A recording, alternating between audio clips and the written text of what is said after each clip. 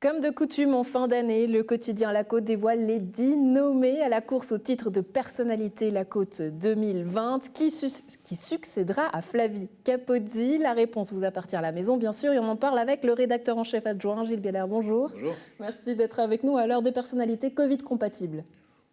Des personnalités des personnalités de la région, elles sont Covid compatibles. Je ne sais pas trop ce que ça veut dire, mais alors en tout cas, c'est clair que ce virus a quand même imprégné toute l'année et les choix des personnalités, à commencer par la personnalité de la rédaction, le prix de la rédaction. Alors on va en parler d'ici quelques instants, mais cette QV 2020, à quoi est-ce qu'elle ressemble? Elle est variée, elle est diverse, il y a du terroir, il y a des personnalités extraordinaires, des personnalités plus discrètes mais indispensables, des stars aussi. Alors là, on les voit tous à l'image, ils sont voilà. 10. Ils sont les 10 là. Il y en a qui vont sous l'eau, il y en a qui font du graffiti. Enfin, c'est aussi divers que peut l'être notre région, en fait.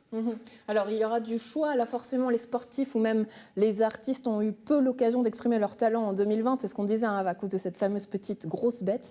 Du coup, sur quels critères est-ce que vous avez basé vos choix?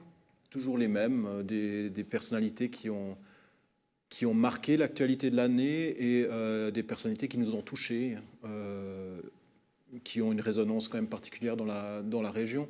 Les critères n'ont pas tellement changé. Alors effectivement, en culture ou en sport, c'était un peu plus difficile de se profiler en 2020. On en a quand même trouvé. Mais on n'a pas eu tellement de peine que ça à trouver les 10 nommés. Alors il y en a 2 de moins que les autres années, mais c'est même pas tellement à cause d'un manque de papables. La liste de base était riche. Ouais, mais par exemple, alors si on prend l'exemple, je ne sais pas, Yann Lambiel, qu'est-ce qu'il a fait cette année de remarquable? Il a reçu le prix de la ville de Morges, le prix culturel, le mérite culturel de la ville de Morges.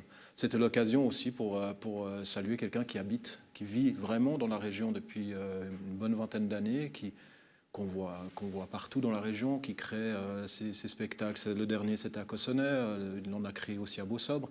Enfin, il y a une accroche d'actu, comme on dit, pour aussi saluer la carrière de ce qui est quand même une des stars de l'humour roman.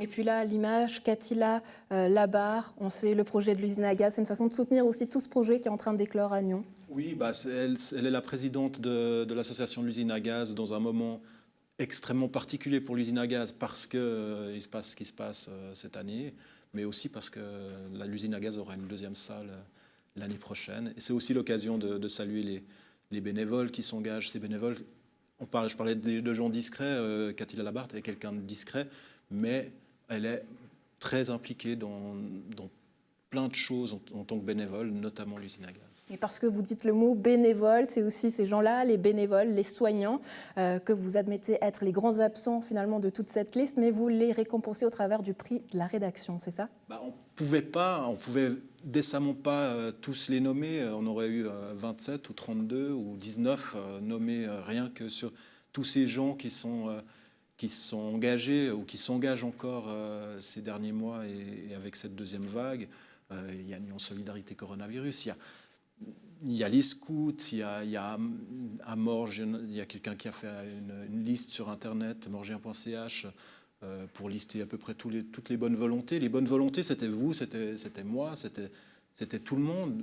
Donc il fallait qu'on trouve un moyen de tous les remercier, de tous les mettre en avant, et c'est le prix de la rédaction. D'habitude, qu'on dévoile à la DER durant notre soirée. Et là, on l'a fait tout d'abord pour bien expliquer les choses. On ne pouvait pas, on aurait forcément oublié quelqu'un, on préférait marquer le coup différemment. Alors, comme toujours, le vote se déroule en 2 tours, le premier jusqu'au 31 décembre, donc faites votre choix, et le second en janvier avec les 5 finalistes.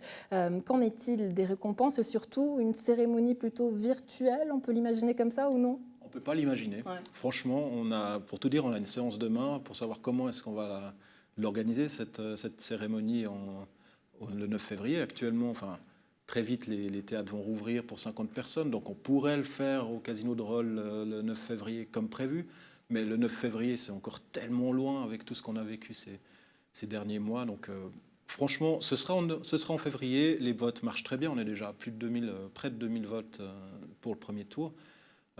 C'est serré, il y aura ou pas? quelque chose. C'est serré pour les 2 premières places et très serré pour les places ensuite. Il y a quand même un duo de tête qui D'accord. se détache, ça on le saura à la fin de l'année.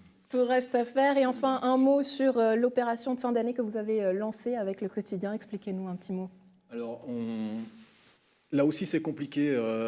On a une actualité qui d'habitude est assez riche culturellement, assez riche de belles choses, de bonnes choses, et puis qui est un peu plus austère, un peu plus aride ces temps. Alors, on a décidé de proposer des rendez-vous, que ce soit gastronomiques, avec de l'humour, avec des contes. Il y a Blaise Hoffman, l'écrivain morgien, et Sarah Bovel, l'illustratrice glondoise, qui vont nous goupiller un joli conte pour Noël. Enfin, des tas de petits rendez-vous d'ici la fin de l'année à découvrir. Vous avez dans fait la cet côte. appel en vidéo. Gilles Bieler, vous vous lancez dans une carrière de youtubeur, c'est ça? Forcément, oui. Non, je pense pas, non. De quoi le faire surtout en bonne humeur. Gilles Bieler, merci beaucoup d'avoir été avec nous. À très bientôt. Merci, à bientôt.